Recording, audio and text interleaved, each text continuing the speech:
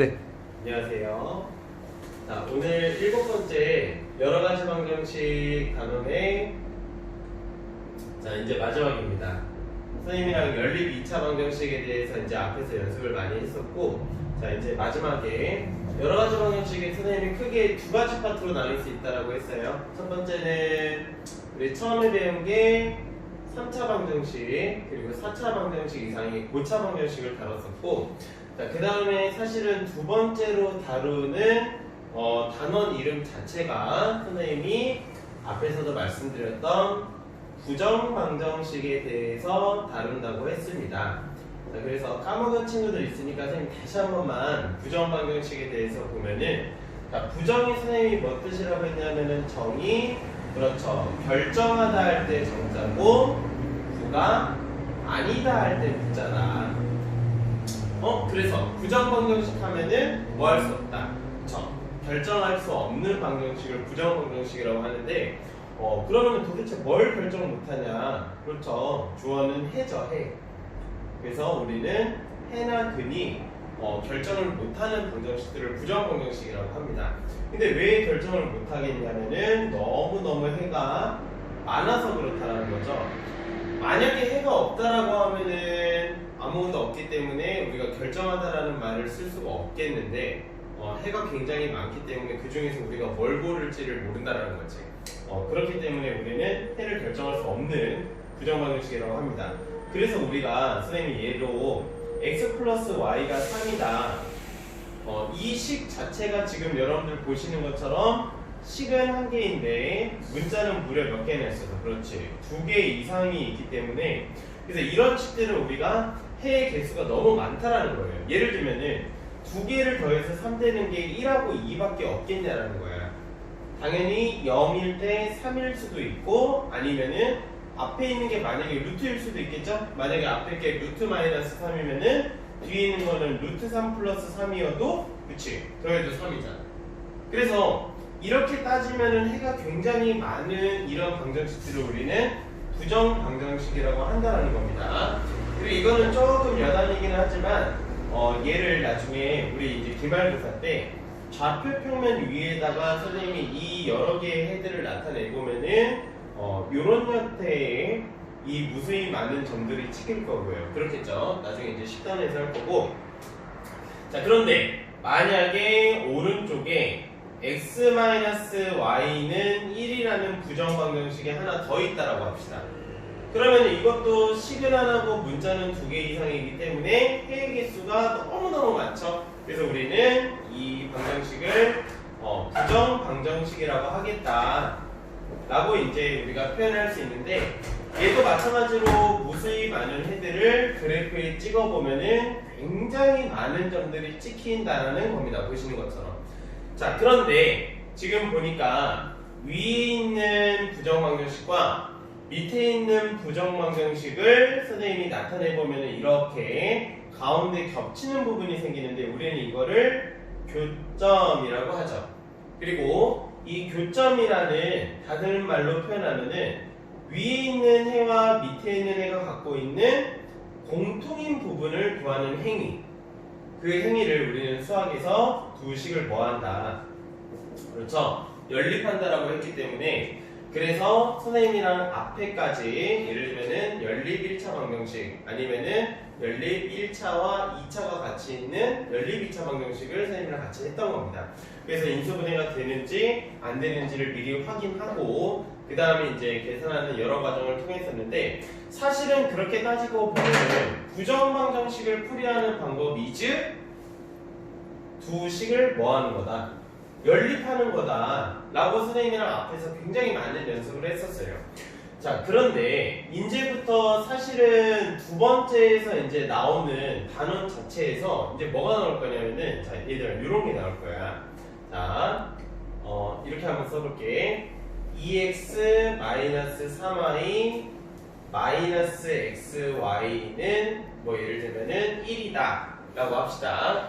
만약에 이렇게 나왔다라고 하면 선생님 이거 숫자 바꿀게요. -5라고 할게. 자, 만약에 이런 지금 부정방정식이 나왔다라고 하면은 여러분들은 해가 뭐냐고 물어봤을 때 그냥 바로 대답하시면 됩니다. 해는 무수히 많아서 결정할 수 없어요. 이렇게 하시면 되는데 우리 앞에까지는 이런 형태로 나오게 되면 분명히 식이 하나 밑에 더 써져 있어서 이 두 식을 연립하는 게 관건이었거든. 근데 지금 이제 마지막에 선생님이랑 다룰 거는 이 딸랑 부정방정식 하나 주어져 있는데 대신 여기에 조건이 깔릴 거다라는 겁니다. 자, 이제 여기에 예를 들면은 x하고 y가 정수다 라는 말이 깔리면은 이 부정방정식의 해가 어마어마하게 많을 텐데 그 중에 정수인 조건 딱 몇 가지로 굉장히 축소가 될 수 있어요. 그러면 그리고 우리는 이제 이 해들을 구해 보겠다는 겁니다. 그래서 선생님이 지금 마지막에 다루는 그 유형 이름이 이름하야 부정방정식인데 지금 선생님이 얘기한 것처럼 조건이 깔리는 경우에 부정방정식을 어떻게 풀어내야 되냐 라고 선생님이랑 정의를 좀 내릴 수 있을 것 같습니다. 그래서 이 조건이라는 거는 둘 중 하나인데 지금 방금 얘기한 것처럼 xy가 정수인 경우와 아니면 xy가 실수인 경우로 두 가지 경우로 나눌 수가 있는데 제가 선생님이랑 같이 한번 볼게요. 자, 일단 이런 식으로 정수 형태로 나오는 경우에는 풀이 방법은 어떻게 우리가 풀어낼 거냐면은 인수분해를 할 겁니다. 근데 선생님 인수분해가 안 되는 것 같은데요? 그래서 인수분해를 할 건데 인수분해를 강제로 해버릴 거예요. 그래서 왜 우리 뭐 해병대 그 정신 있죠? 안 되면은 되게 하라. 그래서 인수분해가 안 돼도 되게 하셔야 됩니다.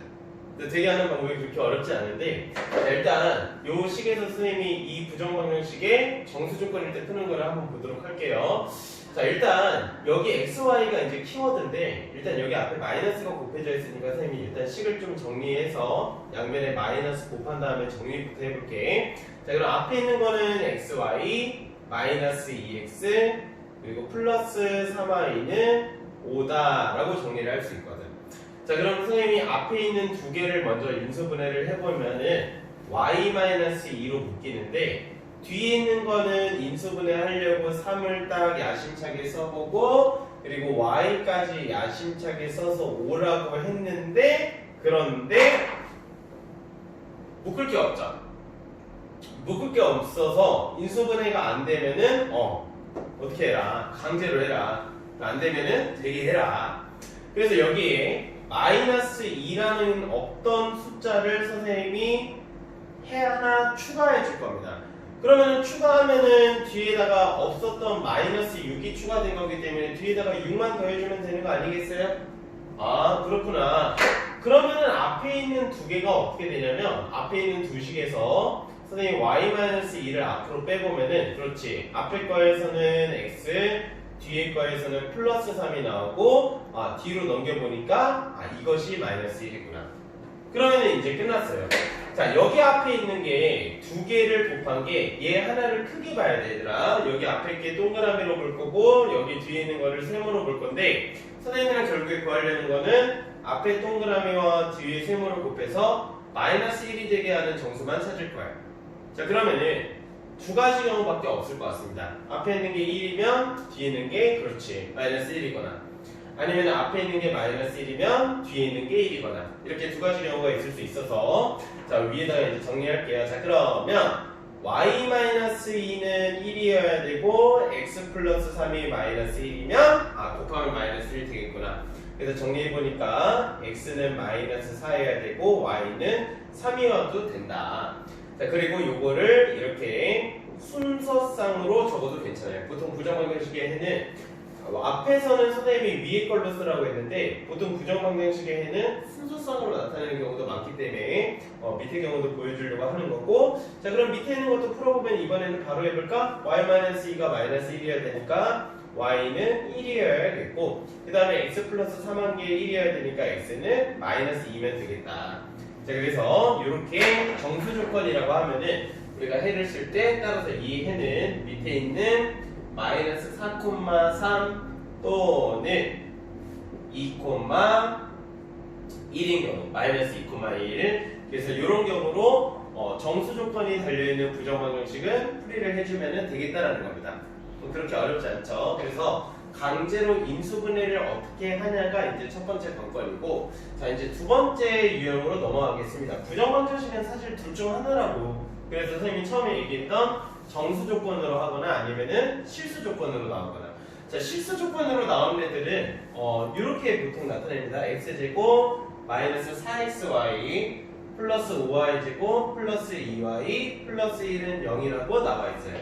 사실 이 식은 앞에 2차 방정식에서도 사실 다뤘던 식인데 왜냐면은 일단 이렇게 생긴 것 자체가 한 문자에 대해서 내림차순하는 2차 방정식 유형이죠. 자, 그런데 마찬가지 식은 하나인데 문자는 2개 이상이기 때문에 오른쪽에 조건이 달려있을 거다. 근데 이번에는 xy는 실수라는 조건이 달려있을 거예요. 자, 보통 근데 여기서 여러분들이 수학적으로 좀 중요한 내용 중에 하나가 뭐냐면은 사실 앞에서 방정식이나 아니면 이런 것들 할 때 아마 우리 여러분들 중에 요거 대답할 수 있는 사람들 굉장히 많을 거라고 생각합니다. 자, 선생님이 만약에 아무 조건 없이 어떤 수 2개를 제곱했는 게 0이라는 식을 하나 주어졌어요. 그럼 여러분들이 앞에서는 사실 그렇게 막힘 없이 그럼 선생님 앞에 있는 것도 0이고 뒤에 있는 것도 0이지 않나요? 맞습니다. 맞고, 그리고 여러분들 앞에서 이렇게 잘 푸셨는데 근데 사실 요거는 엄밀히 따져보면은 xy가 실수라는 조건이 있어야만 이게 가능해요. 왜냐면은 우리 4단에서 3단에서 복소수를 배웠는데 복소수 형태로도 만약에 전체 수 범위를 확대하면 복소수가 나올 수도 있거든, 허수가.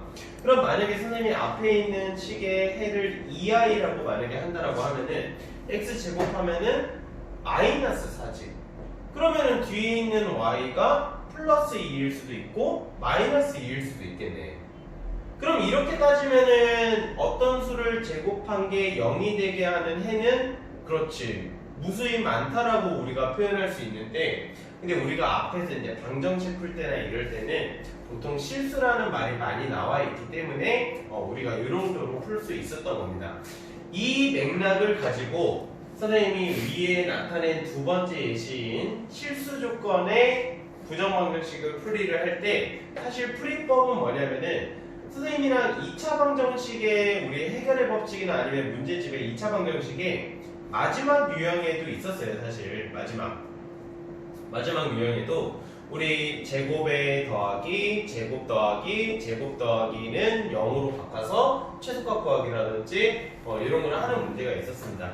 사실 이 문제 같은 경우는 지금 선생님은 여러 가지 방정식에서 여러분들께 말씀드리긴 하지만 학교에 따라서 2차 방정식에서도 할 수 있고 사실은 그리고 어떤 문제집 보면은 여러 가지 방정식이 나타나 있고 그렇단 말이야.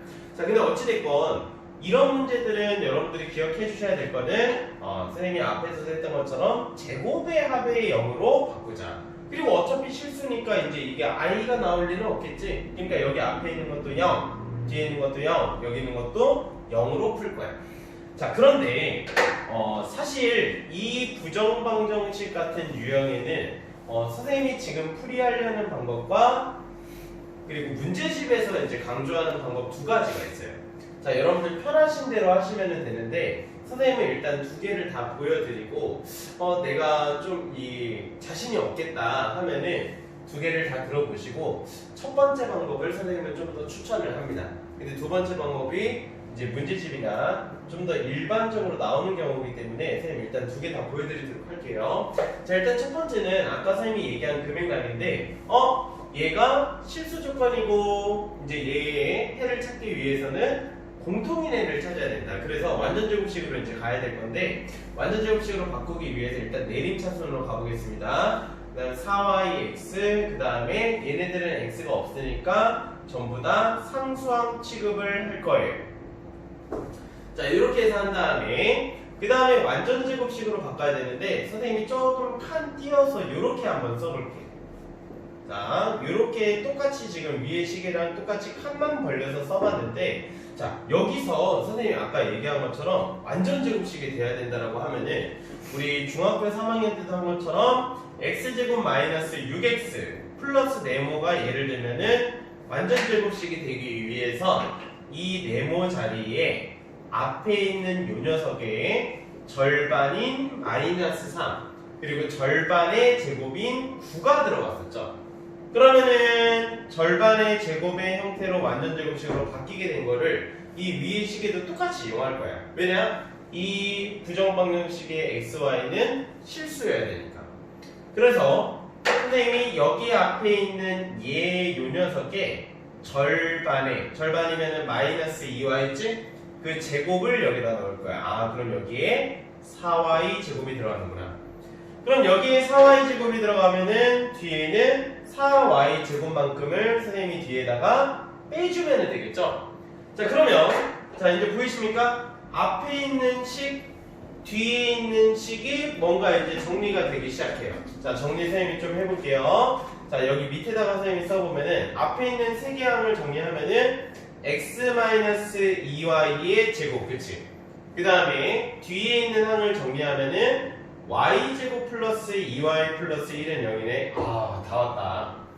그러면 한 번 더 써보면은 x-2y의 제곱 플러스 y 플러스 1의 제곱은 0으로 바뀌니까 오케이, 이제 나왔죠? 앞에 있는 것도 0이어야 되고 뒤에 있는 것도 0이어야 된다. 자, 그러면은 얘도 0이어야 되니까 오케이, y는 마이너스 1이어야 되고 여기 앞에다 집어넣으면은 x는 그만큼 마이너스 2여야 된다는 거. 근데 이렇게 푸는 방법도 있는데, 자, 선생님이 아까 얘기한 대로 선생님이 지금 푼 거는 첫 번째 풀이 방법입니다. 근데 두 번째 풀이 방법도 있는데, 저는 숫자를 좀 바꿔서 한번 해볼게요. 두 번째 풀이